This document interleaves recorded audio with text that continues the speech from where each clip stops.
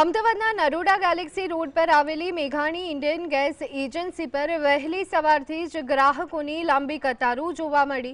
ગેસના બાટલા નહીં મળે તેવી આશંકાની વચ્ચે સ્થાનિક લોકો રસ્તા પર સિલિન્ડર લઈ અને લાઇનમાં ઊભા રહી ગયા। જો કે ગેસ એજન્સીના માલિકે સ્પષ્ટતા કરી છે કે લોકોએ ખોટા ગભરાહટમાં આવવાની જરૂર નથી।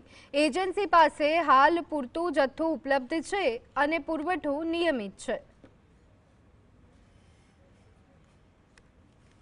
નોંધાઈએ છીએ પણ સ્વિચ ઓફ જ નંબર આવે છે અને અહીંયા આવીને લાઈન ઉપર ઊભું રહેવું પડશે અને એ બી કહ્યું કે તમે 3-4 દિવસે બાટલો મળશે, તરત મળશે નહીં બોલે।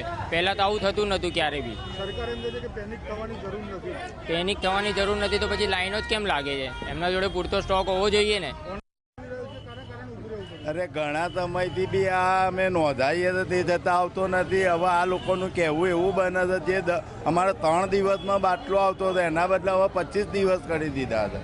કયા કારણે કર્યું એ કોઈ અમને બતાવતા નથી। સરકાર તો એ રીતનું કહે છે પણ પબ્લિક બધી હેરાન થાય છે એનું શું? એના માટે તો કોઈ રસ્તો હોવો જોઈએ ને સરકારનો બીજો કે ભાઈ સરકાર કેમ થોડી ચાલવાનું, બધાના અત્યારે ચૂલા સરકાર હોય એ મુસીબત છે।